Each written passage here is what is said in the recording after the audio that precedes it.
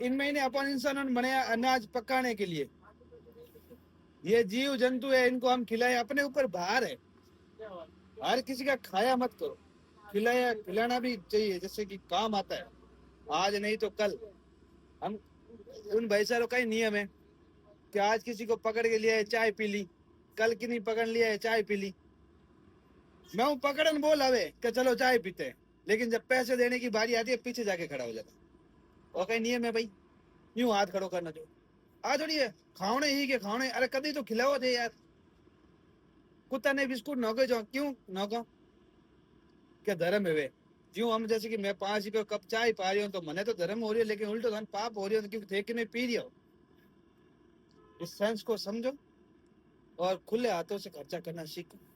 उछाल उछाल करो, मैं गारंटी बताऊं तो पैसे कभी जेब से खत्म नहीं होंगे। और जितना बीचोगे ना, ए भाई साहब, सुबह ले पर शाम तक 300 रुपये दारू पी ले इन फैक्ट्री वाला, वहां पर पयो कटू आवे हैं, पयो कटू आवे ने, पयो रोज आवे, कंटिन्यू पयो आवे।